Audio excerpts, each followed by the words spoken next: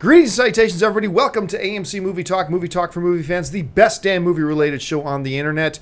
My name is John Campy. I'm the senior editor of AMC Movie News here on this special all-mail bag edition. Now, for those of you who watched the show yesterday, you'll see that I am wearing the same clothes. No, I did not end up sleeping on the streets, and no, I did not have some wild, controversial one-night stand. I am actually still recording this on, what day is it today? Tuesday? Wednesday. Wednesday. We're recording this on Wednesday. Today's and tomorrow's shows are going to be pre-recorded, so we're doing all mailbag today. I want to introduce, first of all, the folks who are joining me. First of all, sitting my immediate right, he's the one, the only, the host of the upcoming documentary, The Death of Superman Lives, What Happened, Mr. John Schnepp. Schnepp, how you doing? Hey, which camera am I supposed to look at? Hey, what's going on, everybody? And also joining us, of course, she's the host here of AMC Movie Talk, Miss Erin Darling. Erin, how are you? I'm fine. How are you today? I am magnificent, just like I was yesterday, oddly enough. Just talked about this. All right, folks. Well, for those of you, like I said, today we're going to be all mailbag. Now, here's how this normally works. If you've got a topic or a question you'd like us to address on the show, you can email us anytime at, where is it? amcmovietalk@gmail.com. And every day we take a couple of questions. Today was all nothing but mailbag, so let's get into the first question today. And the first question today comes to us from Rick Gross, who writes, "Hey guys, Rick here. I love the show, and my day didn't feel complete yesterday without my daily dose of AMC movie news." I'm guessing he's talking about Monday when we didn't have a show because I was sick. Anyway, my question is about Man of Steel 2. We know that Bruce Wayne will be in the next movie, and more than likely Lex Luthor as well, and rumors have speculated that these two billionaires could be involved with cleaning up Metropolis. But then I remembered there is a third billionaire in DC, Oliver Queen, aka the Green Arrow. Do you think that we could meet him as well? Not necessarily as Green Arrow, but just a nod to the audience to let us know he is there too. Thanks, and keep up the great work. Schnepp, let's start with you. Forget Green Arrow for a second. What do you think the chances are of us seeing or at least meeting, big role, small role, whatever, Oliver Queen? For Man of Steel 2 or Batman versus Superman, whatever the final title is going to be, right? I don't think he's going to be in it. I think we have more of a chance of seeing like a little Easter egg for Wonder Woman than we do for seeing Oliver Queen. So my guess would be no. Or if anything, they do the same kind of little thing, like, maybe, I don't even know how they would try to work him in if he wasn't actually a character. So I would say no. Erin? I also think it's kind of doubtful. I mean, we all know DC really, really wants to make a Justice League movie, and if his character ends up being in it, then possibly. But at the same time, I don't think there's any need to overcrowd this movie with characters, especially it's already too many. I'm not ready for Batman and Superman, you guys. I wanted a sequel, like a legit sequel, and now we're just getting a mashup. It's time. It's absolutely time. But here's the thing too. I actually think the chances are 60% or higher that we could see or meet or hear of an Oliver Queen. I mean, look, in any movie, there's 50 characters. In any movie, just some have one line, some have no lines, some have 6 lines, some have half hours screen time, some have an hour screen time. But there's a lot of characters, and there's nothing to say that we can't at least meet Oliver Queen. Now, to answer the question a lot of you are thinking, I think the chances are 0 that it's going to be the Oliver Queen from the TV series Green Arrow. I don't think they're going to use that Green Arrow at all. I think despite what some people are suggesting, I think they're going to keep those universes separate. I really do. But that being said, it does kind of make sense. Cleaning up and fixing Metropolis is going to take a huge effort. And to bring in another billionaire like an Oliver Queen seems to make sense. I'm not sold on it, but I do think that it kind of makes sense that would be a name that would at least be thrown in there. Maybe it's somebody we just introduce in one scene. But I agree with both of you. I don't think we're going to see Green Arrow in this movie at all. But maybe just Oliver Queen. All right, let's move on to the second question today. And the second question today comes to us from Christopher Gristle, who writes, "You guys spend a lot of time reminding us that all film is subjective and that just because someone else hates a film does not affect your own enjoyment of that film." Very true. Most important rule of film watching, actually. I recently saw a video that emphasizes that point where a popular internet critic, Doug Walker, listed his top 10 films he hates but everyone else likes and his top 10 films that he likes but everyone else hates. In the spirit of all film is subjective, I'd like you guys to list your top 3 films you like but everyone else hates, and vice versa. For me, the films I hate are Spirited Away, District 9, and Inception.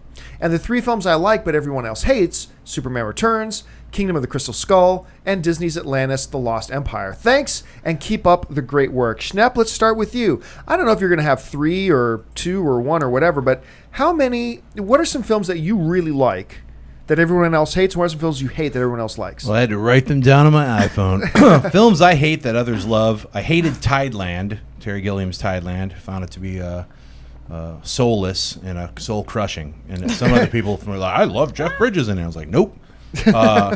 Independence Day is another film that wow, really? Independence Day. I'm going to just hate on. All right. Especially because of ID Forever, or whatever you want to call it. And then a Paranormal Activity. I could not stand that movie. In fact, I was one of those people in the audience at the very end, after hearing people scream and cry, I yelled dumb. I felt like I got ripped off. Films that I can't say anything about. Twilight, I was going to put that on, but I haven't seen it, so I'm not going to hate on it. I'm just not going to watch it ever. Films I love that others hate. Only God Forgives. I loved that movie so much, and it got a lot of bad press, and a lot of people said that it was not a good film. I think they're crazy. Dune, David Lynch's Dune, is one of my all-time favorite science fiction films. I love that film. I I'm just saying, film. But a lot of people hate that film. Oh, okay. And then I'll say Soldier with Kurt Russell. I think a lot of people like that film. No, people hate that movie. Whenever I listen, Up the Chain, they don't even get my. I'm making a comic reference, and I like that movie. And I'll just throw in Kick-Ass 2 because I loved Kick-Ass 2. I think it had the same. I liked it a lot. It had the same spirit as the first Kick-Ass, which also a lot of people hated when it first came out. Then they saw it on DVD and started loving on it. So I think Kick-Ass 2 will find its audience again in DVD, and it made a lot of money. So I want to see Kick-Ass 3. So, Aaron, what about you? First of all, I don't think people hate Kick-Ass 2. I think they just are There are a comparing lot it to of the people first. who did, but there are a lot of people who liked it too. Yeah. Yeah. Okay, so my films I love that everyone hates. First one, Cloud Atlas. It makes me so mad that people hate that movie. I thought it was awesome. Yeah, I hate that movie. Yep. I hate that movie. There you well. go. That's the spirit of this segment. That is the spirit of this segment. It was honestly one of my favorite things I saw last year. I couldn't put it on loved because it. I liked 2 of the 5 segments. I thought 2 of them were amazing. Yeah. All of it. No. Yeah, there was like one segment that I didn't like that much, but the rest of them I thought were amazing. Mortal Kombat, I mean, it's my favorite video game. It's my favorite video game movie, and I know that video game movies have a history of being bad, but, you know, this one just like pulls on my heartstrings a little bit. I just love it. And my third one, Shallow Hal. It's my favorite Farrelly Brothers comedy. I think it's hilarious. It gets me every single time, and Gwyneth Paltrow really has the fat girl thing down in that movie. She's just... I think she's amazing. Because you would know all about that, right? Her just physical embodiment, I thought was great. But okay, so let's change gears. Films that I hate that everyone loves. Well, these 3 are all in the whole same kind of existential figuring your life out genre, which is so annoying to me. But Juno, Young Adult, and Garden State. So overrated.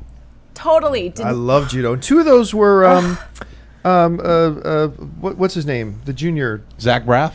No, the director. Reitman. Jason Reitman. Yeah. Those are the Jason Reitman films. Yeah. I love Jason Reitman films. I think I'm more of a problem with the writing more. I'm not a Harry Potter fan. Yes. Right. Overrated. I can't connect with it. But I'm not going to say it's a bad film because I haven't seen all of the Harry Potters. Okay. Fair Just enough. 1 or 2. I did not put together a list, but I will tell you a couple that come off. Films that everybody loves that I hate. I always have to start this one off with Blade Runner. Blade Runner He's is crazy. Wait, are you saying you don't like it? That's a film I do not like at all. And you know what? It's just, but I always have to acknowledge. Look, it is a beloved film that everybody loves, and smarter people than me love it. And but I can't lie to you. It just. I watched it and I thought it was terrible. Hey man, we could still be friends. We could still be friends even though you're wrong. Yeah, okay, fair enough. And so there's that one. Let's switch gears over to one that I love that everybody seems to hate. I always got to stand up for my film Armageddon. I dig Armageddon. I watched that film. Don't want to close my eyes. Anyway, so I can watch that film 1,000 times and love it every single time. When Ben Affleck starts singing Leaving on a Jet Plane, almost tears, my friends. Almost tears. What's another one that, one of the films that is just a treasure to my heart is Vanilla Ice's Cool as Ice.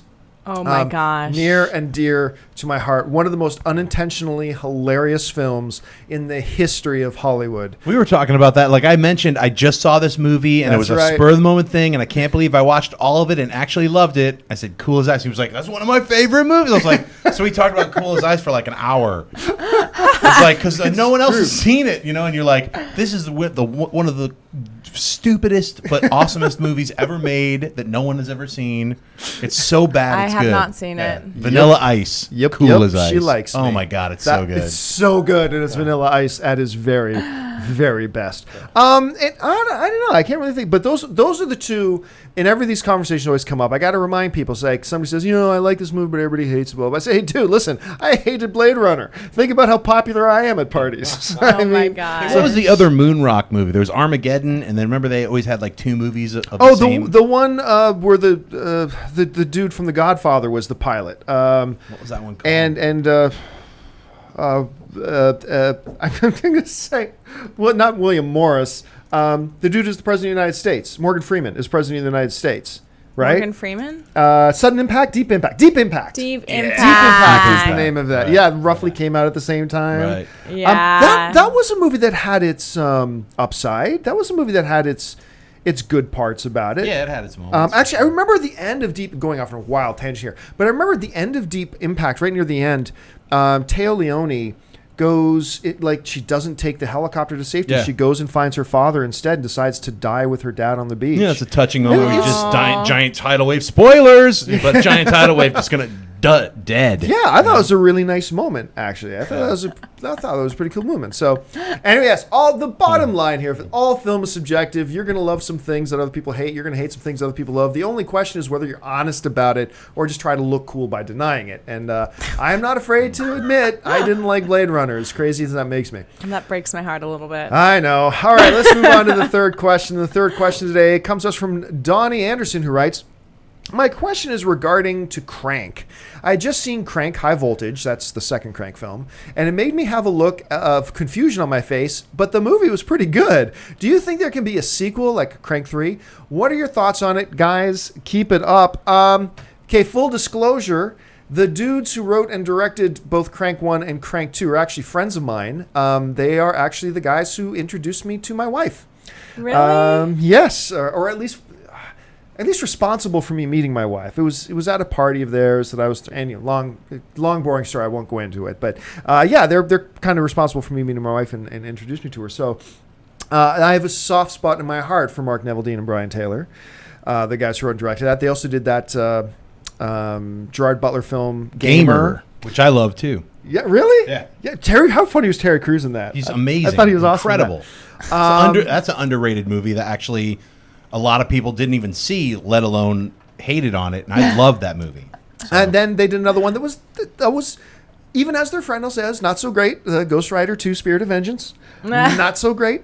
But they've got some other films in the coming wars, and I know for a fact, I don't know how much I'm allowed to say, but I know for a fact that there have been a lot of discussions about a Crank 3. The studio wants a Crank 3.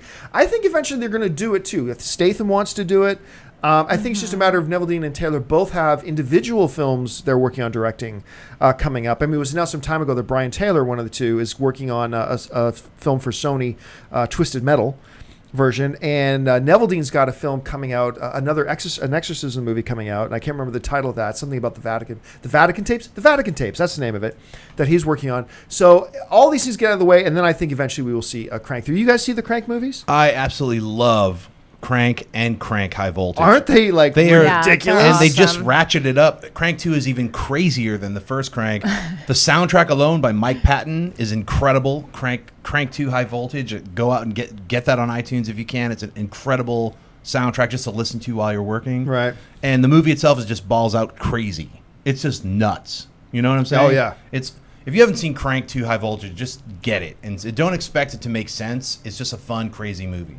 I remember they invited me down to the set of Crank 2, and it was I can't remember what beach it was by, but it was in this huge mansion with one of those infinity pools outside. Mm-hmm. It's like, okay, cool, this is great. He's like, is that an aquarium at the end of the pool? And there's this human head floating in the aquarium with all these wires attached to it. I'm like, what? And then all these guys dressed as gay bikers come out. I'm like, what? Yeah. And then you had like this like, I think it was hookers, a gang of hookers come out. What? It's like huge multi-gang fight is going to break out around this aquarium floating head pool. Now, don't you want to see the movie if you haven't seen it yet? I knew. Oh my God, this movie. Well, I know nothing about this movie, but I know it's going to be awesome. This movie is going to be awesome. A lot of people didn't see it. I remember we saw Crank 2 High Voltage in the theater, and there was just an old guy sitting like 5 seats next to us. And when it ended, we both were clapping and cheering and looking at each other. Wasn't that awesome? The old guy was like, "That was awesome!" Yeah, so but don't miss out. It was one of those movies where I think the same was true of the first Crank film as well. It didn't make a lot of money at the box office, but the thing is, it was so infinitesimally cheap to make. They made they made both of those movies for like lunch money. It was crazy. And so they were profitable films for the studio, and that's why they keep on looking at doing next ones. All right, let's move on to the next question today. And the next question comes to us from Drew Bender, who writes, "Greetings and salutations, movie talkers. Love the show. Keep up the good work. My question is, will we ever see a Ghostbusters 3 or a reboot of the series in the near future? I really enjoyed the movies and the animated series and want to see more." Well, Drew, I'll tell you what I know, which is really not a hell of a lot. First of all, don't listen to anything Dan Aykroyd says, because Dan Aykroyd, I think he's trying to use, what's that, the secret? I think he's trying to use the principles of the secret. Just will something into being. Just keep talking like it's real and it'll happen. Because Dan Aykroyd's been saying forever, oh yeah, definitely happening. We're doing this starting next month. And then it's next month. And Have you tried my Crystal Skull vodka? Oh my gosh. So don't listen to him. But basically what happened in this case, so Ivan Reitman, the last official thing I heard, Ivan Reitman, I think back in July, was giving an interview and said, okay, look, Bill Murray has not read the script and turned it down. He's never read the script. Mm-hmm. But he's not interested. He's just not interested in being in the film. Now, if he wants to be in it, we'll make him in it. But he says he's not interested, so just don't believe any rumors you hear about Bill Murray's deciding to coming back to be in it, because he hasn't. Also, it's not on the books yet. No studio has greenlit it. It's not officially happening yet. Now, Reitman says what Aykroyd would love us all to believe. He says, but we're getting close. We're getting close. At this point, I gotta believe it's not going to happen. I don't think it'll happen. I'm not going to keel over of shock if it does happen. If we open up our news feeds tomorrow and find out that Ghostbusters 3 is officially coming in 2016, I won't die of shock.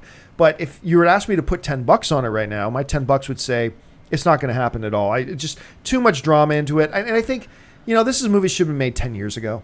Yeah. It's too little, too late. And at this point, I've made this comparison before, but it feels like Blues Brothers 2000 now.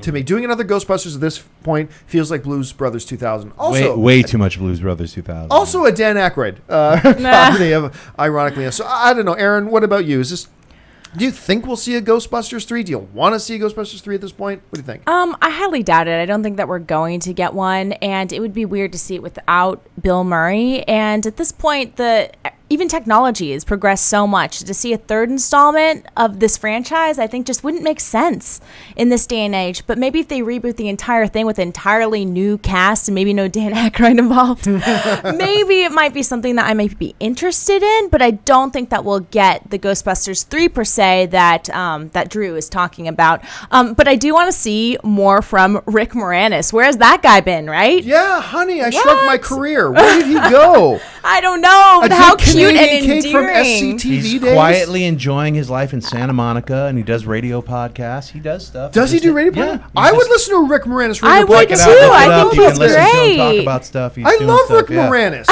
He's just not doing big movies or anything. He's still doing, little I guess at this point, he doesn't need to. Making cakes and stuff. I don't know. I don't see a Ghostbusters 3 happening. I mean, but then again, look, like we're getting an Independence Day sequel, and it's 15 years later. Ridiculous. It can happen, and who knows? I mean, I just don't want to see it if Bill Murray's not in it. It just feels like it's just a cash grab anyway, which all these kind of sequels are anyway.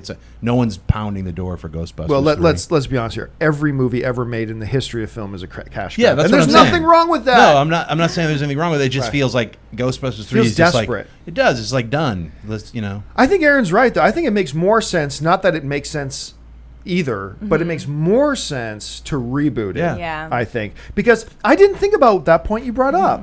that you're talking about special effects done today, and now you're seeing this as the part of the same series as Ghostbusters 1 and 2, and they're going to look completely different. Now, granted, the same thing could be said about Star Wars, and I'm not going to argue against a new Star Wars film, so maybe I shouldn't be a hypocrite. Okay, I take it back. I'm not going to be a hypocrite. I'm not going to do that. All right, let's move on to the next topic here, and the next question comes to us from Edward Crane, who writes, "Hey guys, love the show. I have 2 questions. Number 1, do you think if Fantastic Beasts and Where to Find Them was released in 2015, it could have beat Batman vs. Superman in the movie war? Number 2, do you think that this movie will share the same magical wonder of the first 2 films, or be like the others and have a slightly darker yet fun experience? Thanks for the show. Have a good one." Now, for those of you who don't know what our good friend here, Edward, is talking about, Fantastic Beasts and Where to Find Them by Newt something or other, I forget the author's name, is a fictional textbook used in Hogwarts, the School of Magic, in the Harry Potter series. And J.K. Rowling, whatever, people try to correct me how to say, I don't give a crap. J.K. Rowling says she's writing new movies for Warner Brothers based on Fantastic Beasts and the author Newt. And it's going to be set 70 years in the past, like 70 years prior to the events of Harry Potter. So it's going to be in that same world, but 70 years earlier. And instead of in London, it's going to be in New York. So I think it sounds fascinating. I'm very curious about this. I'm looking forward to it. Now, your question number 1. Do we think if it had been released in 2015, it could beat Superman versus Batman? No. It wouldn't come in the top 10 movies of the year, box office-wise. It wouldn't. It's the first of a new series. People are always a little bit skeptical about spin-off versions of stuff. That doesn't mean that the series can't be great and pick up steam and get really, really, really, really big. But I think there was no chance in Hades that if they had released it in 2015, that it would come close to Avengers or Batman versus Superman or what's the other big one? Star Wars. Or Star Wars Episode 7. Or I don't even think it's as big as the Fantastic Four reboot. But it's going to be big. It's going to be successful. I just think it's going to get more successful as it grows if the first one's pretty good. The second one, do I think it'll be more like the Child Wonderment or the darker kind of thing of the Harry Potter? I think it'll start off probably more like Child Wonderment. That's just, obviously I have nothing to base that on. That's just a guess. I haven't read the book, but that's just my guess. Aaron, what do you think? Had it been released in 2015, considering its connection to the Harry Potter world, is it conceivable it could have beaten like a Batman versus Superman? And what type of tone do you think such a film's going to have, even though you haven't seen all the Harry Potter films? First of all, absolutely not. I would never, ever compare this film to a Batman versus Superman. Completely different in tone, different concept, for entirely different audiences, too. And obviously, I think that Batman versus Superman is going to make a lot of money and be very, very successful. Not that this film wouldn't, but personally, I have no interest in it, and I know where my money's going in the box office, and it's definitely not to Fantastic Beasts, if that says anything about where I stand on the matter. Shep? I think the proper way to say her name is J.K. Rimbling. It's Rimbling. I'm just setting the record straight here. And the guy's name is Norkel Scrimblefront. That's who wrote the book, Fantastic Beasts. I can't wait to see it. Maybe I can wait. I don't know. Yeah, it's not going to beat Batman versus Superman. It's not. Yeah, I think it's going to make a lot of money because it's the Harry Potter franchise. Sure, absolutely. But I don't even care what it if it beats, I'm not making any of that money. So it's always funny to me where, will it be number 1? So I don't care. I really don't. But since you asked, no, I don't think it will. Yeah, and look, once again, this isn't a commentary on how good the movie. The movie might be one of the greatest films in the history of Hollywood. I still just don't think the first one is going to have $500 million for the people go out to see it. Right. I think it is a project that could grow. All right, let's get on the last question for today because we're approaching 25 minutes here. And the last question today comes to us from Simon Blakemore, who writes, "Hello, AMC. Your show is awesome. It's a great source of movie news. My question is about Batman. Surprise, surprise. With there being an older Batman, let me try this again. With there being an older Batman and all the things that we've heard about him, i.e. he's seasoned, more experienced, superhero, and all that new DC cinematic universe, do you think that Warner Brothers and Zack Snyder are setting him up to be the leader of the Justice League in the Justice League movie if Warner Brothers decides to make a Justice League movie?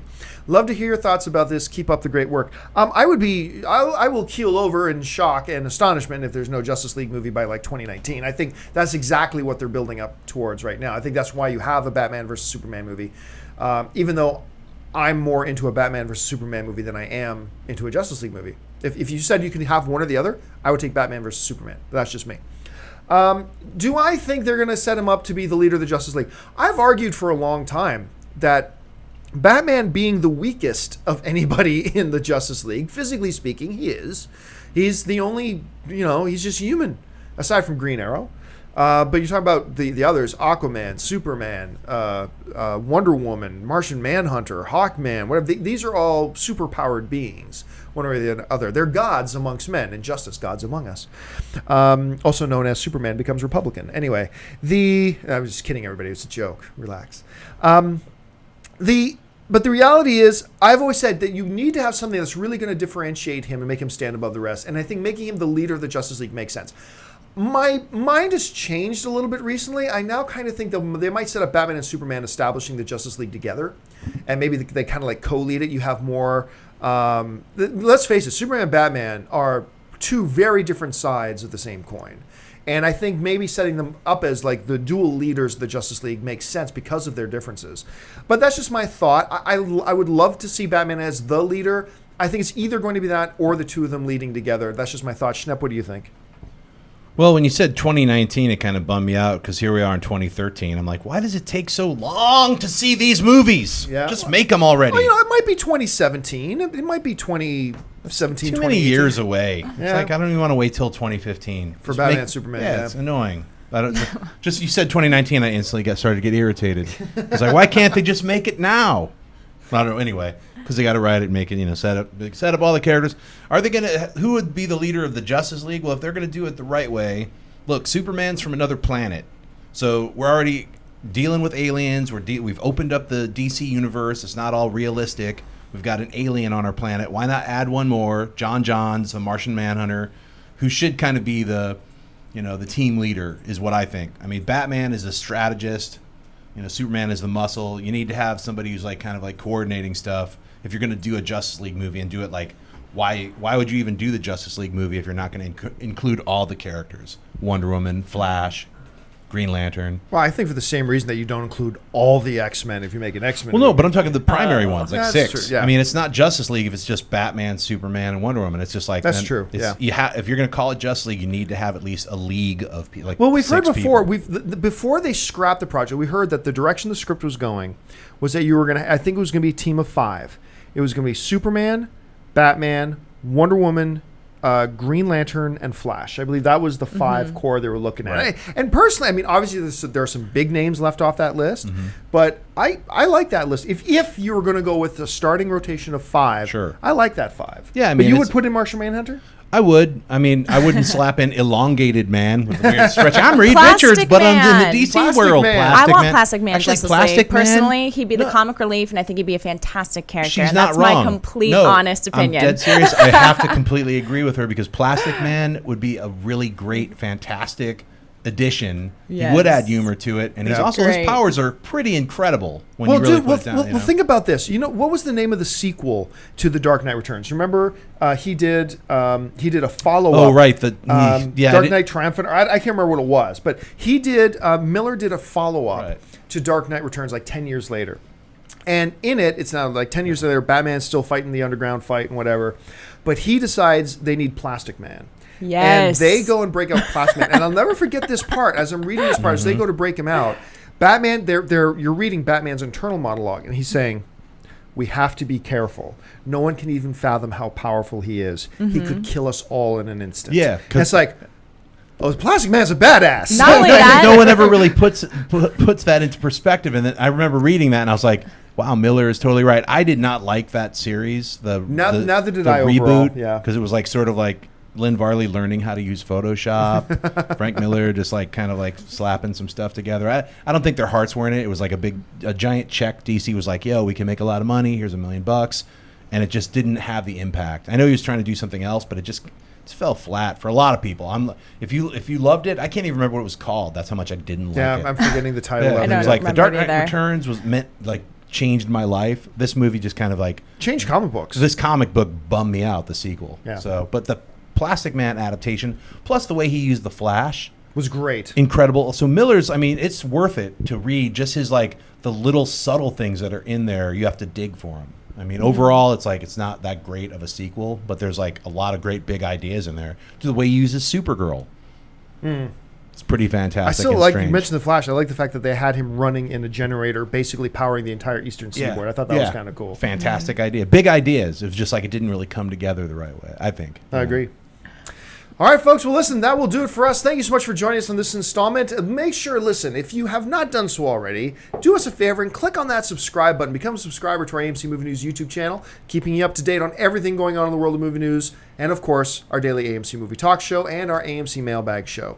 I want to thank, as always, first of all, sitting to my right, director, writer extraordinaire, Mr. John Schnepp. Schnepp, where can people find you online? Just check me out at Twitter, John Schnepp, and also Instagram, John Schnepp.